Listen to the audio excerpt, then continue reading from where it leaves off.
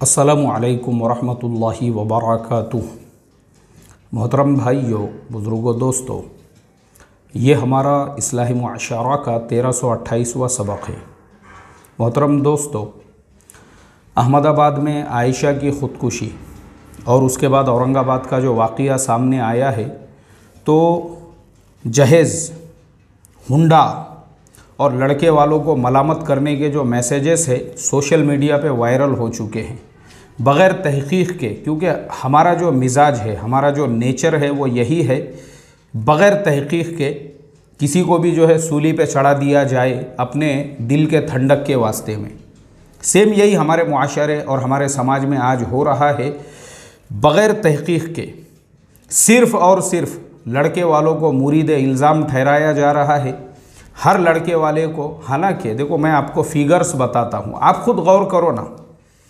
आज हमारे भारत देश के अंदर ऐसी लाखों हमारी बहनें हैं, करोड़ों मुसलमान लड़कियां हैं जो अपने ससुराल के अंदर आराम से, सुकून से, इत्मीनान से ज़िंदगियां गुजार रही है।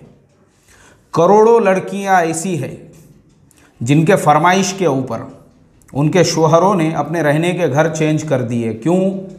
बोले नहीं यार, मेरी वाइफ को सूट नहीं हो रहा था, इसलिए मैंने दूसरे सोसाइटी में, दूसरे बिल्डिंग में फ़्लैट ले लिया।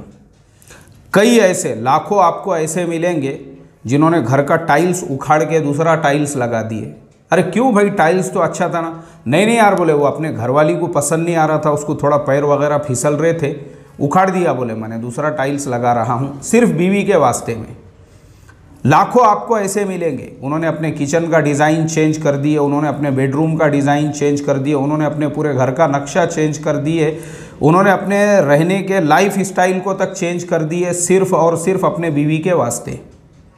लाखों आपको ऐसे मिलेंगे जो 5-5 लाख रुपये खर्च करके अपनी बीवी को भी अपने साथ में हज के लिए लेकर जाते हैं। बीवी को भी कौन लेकर जाता है? शोहर लेकर जाता है। और लाखों ऐसे हैं कि जेवरात बीवी के हैं, सोना चांदी बीवी का है, लेकिन शोहर उसकी ज़कात अदा कर रहा है। लाखों आपको ऐसे हमारे मुल्क के अंदर मिल जाएंगे अपने बीवी से टूट के मोहब्बत करने वाले, जो दुबई में, कतर में, बहरैन में, ओमान में एकदम यानी मज़दूरों के जैसी ज़िंदगी गुजार रहे हैं। वहाँ पे उनके ना खाने का ठिकाना है, ना रहने का ठिकाना है, कुछ नहीं है। उसके बावजूद पूरे पाबंदी और एहतमाम के साथ अपनी बीवी को हर महीने इंडिया में पैसे भेज रहे हैं, अपने बीवी के हर आसाइश और आराम का ख्याल रख रहे हैं। लाखों आपको ऐसे मिलेंगे। तो कैसा है ये? इंतहाई गलत बात है कि हम सिर्फ़ और सिर्फ लड़कों को मुरीद इल्ज़ाम ठहराए या लड़के वालों को। चलिए अब मैं आपको हज़ारों ऐसे लड़के वालों की मिसालें देता हूँ, लड़की वालों के जुल्म की वजह से उनकी ज़िंदगियाँ बर्बाद हो चुकी हैं। आपको ऐसे हज़ारों मिसालें मेरे पास में बयान करने के लिए है जहाँ पे लड़की वालों का घमंड, लड़की वालों का ईगो, लड़की वालों के एटीट्यूड की वजह से कई लोगों की ज़िंदगियाँ तबाह हो चुकी है। कई ऐसी खुद लड़कियाँ हैं जो सिर्फ उनके अपने माँ बाप की वजह से उनकी ज़िंदगियाँ बर्बाद हुई है। मैं आपको 2-4 किस्से आज सुनाने वाला हूँ। सबसे पहले मैं शुरुआत करता हूँ हमारा दावत का एक साथी, अल्हम्दुलिल्लाह 2-3 मरतबा उसके 4 महीने लगे हुए हैं। मेरा बड़ा अज़ीज़ दोस्त है। आपको पता है उसके साथ में क्या वाक़या पेश आया? वो जिस बस्ती का रहने वाला है, लड़की वाले भी उसी बस्ती के रहने वाले थे। अब उसी बस्ती के रहने वाले हैं तो माँ बाप के घर पे जब भी कुछ नया पक रहा है, पाए पका दिए। अरे बेटी को फ़ोन करो, बुलाओ उसको, आज बेटी दामाद अपने घर पे पाए का सालन खाएंगे। कलेजी पका दिए, अरे फ़ोन करो, बोले बेटी दामाद आज कलेजी का सालन खाने के लिए अपने घर पे आएंगे। किसी और लोगों को दावत दे दिए थे, घर के अंदर कुछ फंक्शन था, प्रोग्राम था, अरे फ़ोन करो, बोले बेटी दामाद को आज वो अपने घर पे आएंगे। अब ऐसे ही वो हमारा जो दोस्त है, उसकी बीवी सुबह में ही माँ बाप के घर से जो है उसके घर पे आई, सुबह में ही। और दोपहर में उस लड़की के वालिद साहब जो है वो जतरा में गए हुए थे। गांव खेड़ों में जतरा होती है, जतरा के अंदर रेवड़िया, फुटाने, लाल सेव, ये सब खाने पीने की चीज़ें मिलती है। वहाँ से उन्होंने जिलेबी, भजिए, रेवड़िया, फुटाने, लाल सेव ऐसी पूरी थैली भर भर के लेके आए। लाने के बाद में जो है फ़ौरन दामाद को फ़ोन करे।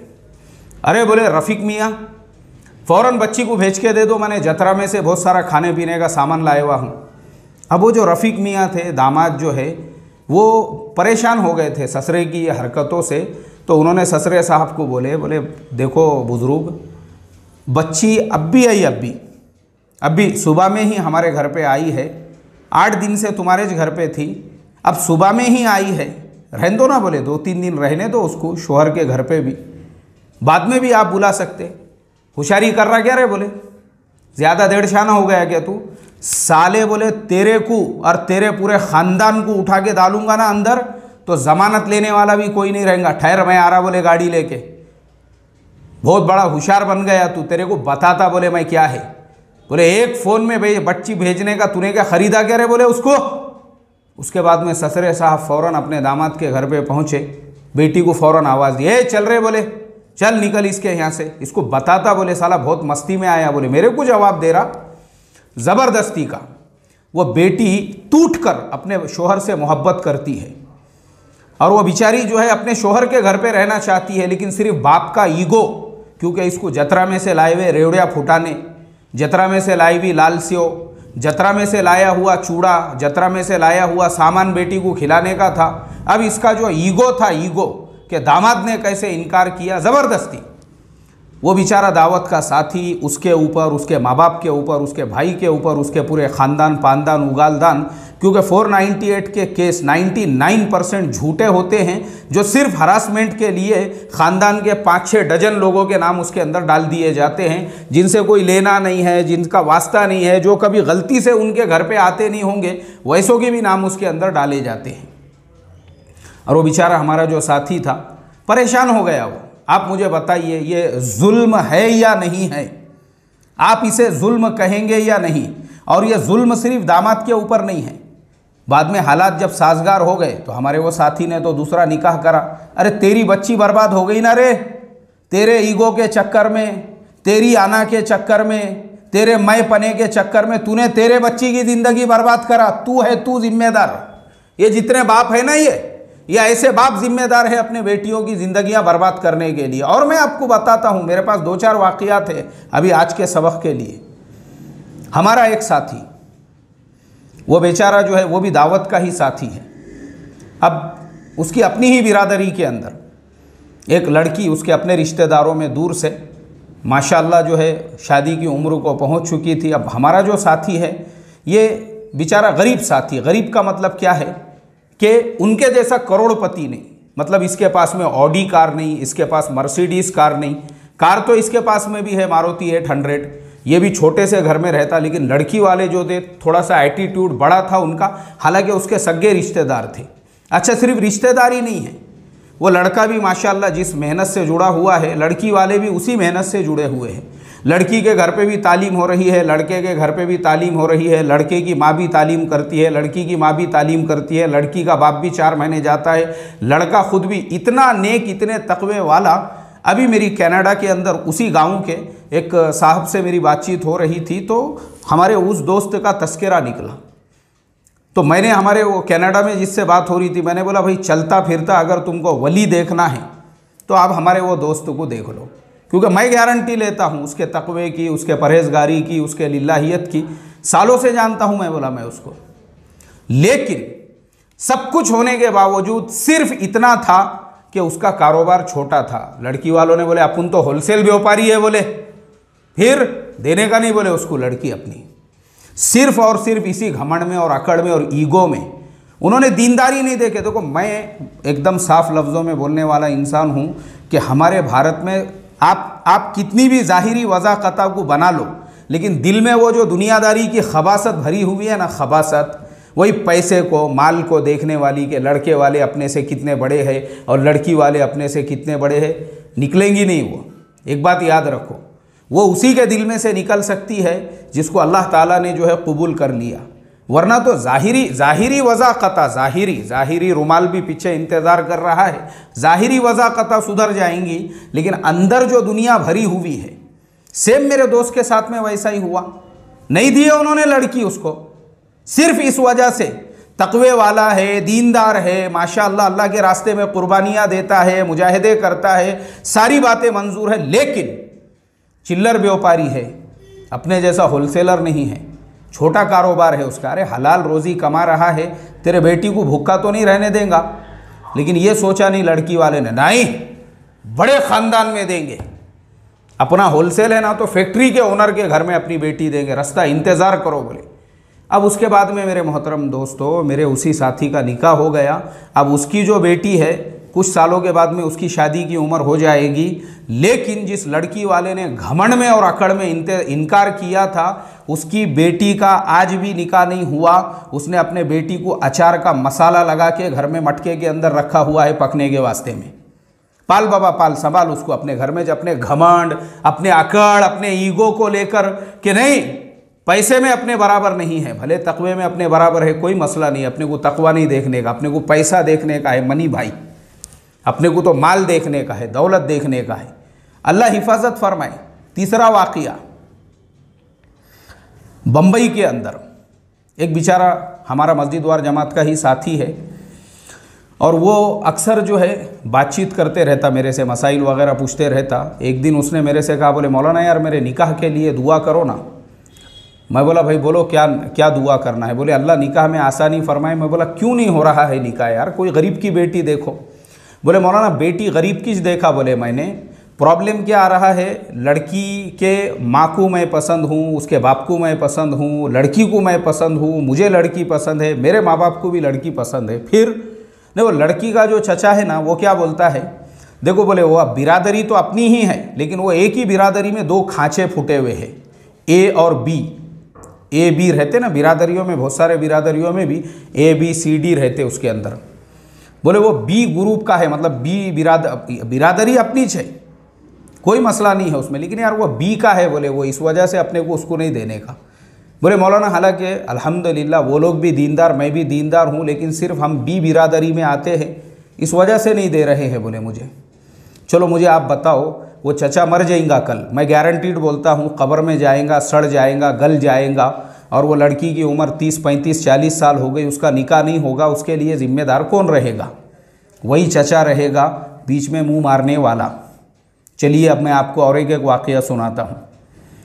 एक नौजवान, वो हर महीने हमारा थोड़ा बहुत ताउन करते रहता है फाउंडेशन का, तो मुझे बड़ा अच्छा लगता है उसका ये अमल।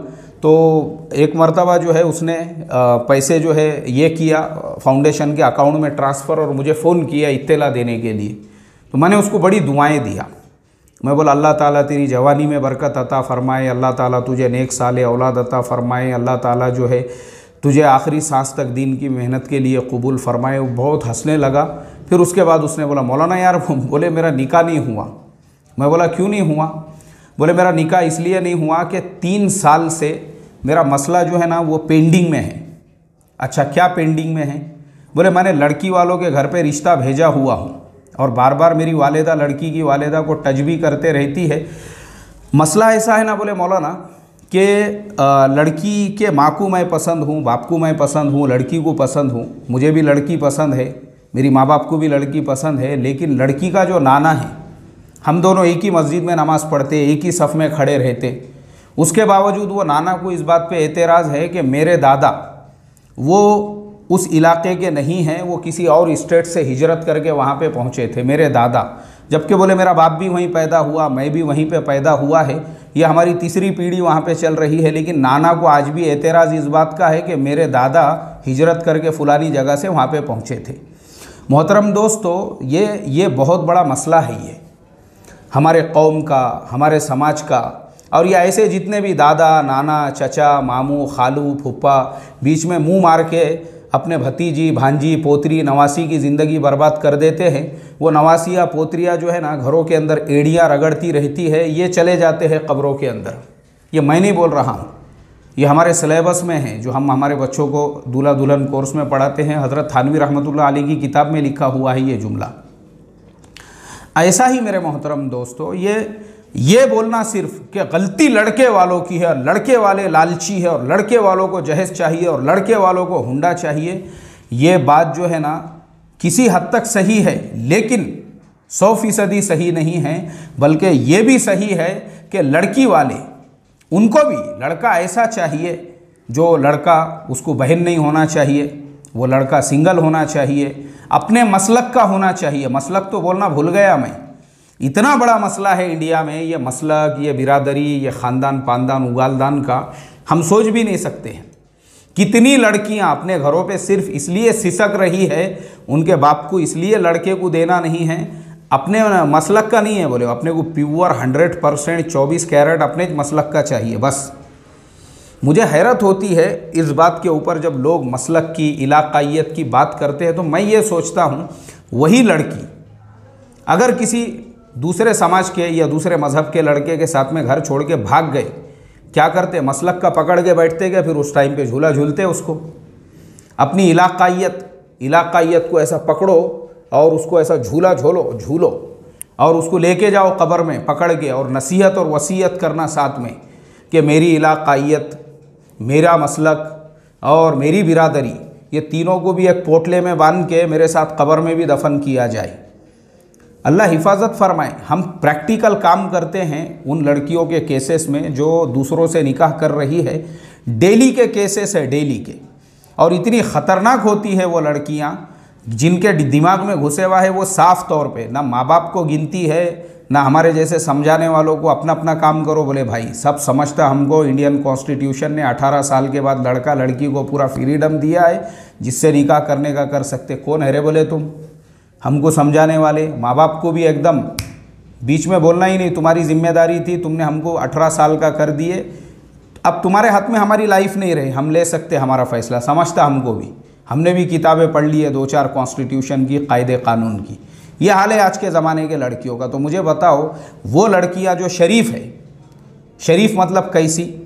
एक मेरी स्टूडेंट जिसकी उम्र जो है तकरीबन 50 साल से ऊपर, बड़े दर्द के साथ उसने मुझे मैसेज लिखा, बोले मौलाना मेरे ख़ानदान में शुरुआत के ज़माने के अंदर मैं बहुत खूबसूरत थी, बोले मुझे रिश्ते आते थे, लेकिन कभी चचा को लड़का पसंद नहीं आ रहा, और मेरा बाप बहुत भोला भाला सीधा सादा बेचारा, वो कभी ज़्यादा कुछ बोलता नहीं था, लेकिन ये चचा, मामू, खालू, फूफा बीच में मुंह मारने वाले, कभी चचा को रिश्ता पसंद नहीं आ रहा, वो बोल रहा नहीं नहीं मैं देखता बोले दूसरा। कभी दादा को पसंद नहीं आ रहा, दादा बोल रहे नहीं नहीं अपने बिरादरी का नहीं है वो। नाना को पसंद नहीं आ रहा, अरे गरीब है रे, बोले वो क्या है उसके पास में? बोले मौलाना मैं रो के ये मैसेज लिख रही हूँ, वो चचा कब्र में, मामू कब्र में, दादा कब्र में, नाना कब्र में, सब गए बोले कब्रों में, आराम कर रहे हैं वहाँ पे, वो है बोले सुकून में, और ज़िंदगी मेरी बर्बाद हुई। बोले ना माँ बाप अभी ज़िंदे रहे, मेरे भाई है वो अपनी जोरू को लेके अलग रहता है, मैं रहती हूँ बोले माँ बाप के घर में, जहाँ पे जो है उसके माँ बाप रहते थे, लेकिन माँ बाप तो है नहीं। लेकिन ये मेरी शराफत है बोले मौलाना कि 50 साल के ऊपर भी मेरी उम्र होने के बाद मैंने सिर्फ़ और सिर्फ अपने माँ बाप की इज़्ज़त का ख्याल रखते हुए कोई गलत कदम नहीं उठाया। बच्चों को मैं घर के अंदर कुरान वगैरह पढ़ाती हूँ, कपड़े वगैरह सीती हूँ, उसी पे मेरा गुज़र बसर चलता है, वो तो अल्लाह निज़ाम चलाता है। बोले लेकिन मैं आज भी अल्लाह की ज़ात से नाउम्मीद नहीं हूँ, और मैंने कोई ऐसा गलत कदम सिर्फ इसलिए नहीं उठाया कि मेरे माँ बाप की शराफत को दाग ना लगे। अरे ऐसी भी बेटियाँ होती है बेचारी घरों में, वो सिर्फ माँ बाप की इज़्ज़त का ख्याल रखती है और अपने माँ बाप को तकलीफ़ ना पहुँचे इसका ख्याल रखती है, वरना तो आज की औलादे सगे बाप का सुनने को तैयार नहीं है, बस ऐसा एक जुमला बोल देते हैं वो। तो इसके लिए पूरे हमारे आज के सबक का खुलासा यही है कि सिर्फ लड़के वालों को मुरीद इल्ज़ाम मत ठहराओ, बल्कि वो लड़की वाले भी कसूरवार है जो नहीं मांगने के बाद में भी उनके सामने हाथ जोड़ना पड़ रहे, हाथ जोड़ना, मैं गवाह हूँ, उनके सामने हाथ जोड़ के उनको बोल रहे हमको जहेज़ नहीं चाहिए।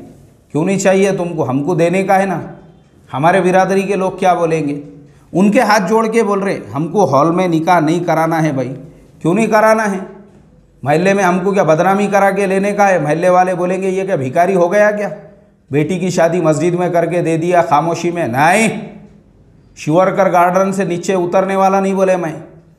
ये आज के ज़माने के लड़की वालों का मैं खुद गवाह हूँ। ऐसे हाथ जोड़ जोड़ के रिक्वेस्ट की गई लड़की वालों से, सुनने को तैयार नहीं हो। किसको बोलेंगे आप? अल्लाह हिफाजत फरमाए। खाली लड़के वालों को ज़िम्मेदार हम नहीं ठहरा सकते, बहुत सारी गलतियाँ लड़की वालों की भी है, और उनको भी अपनी गलतियों को सुधारना ज़रूरी है। और ये टॉपिक अभी ख़त्म नहीं हुआ, हम इसको कंटिन्यू चलने देंगे इंशाअल्लाह। अस्सलामु अलैकुम रहमतुल्लाह।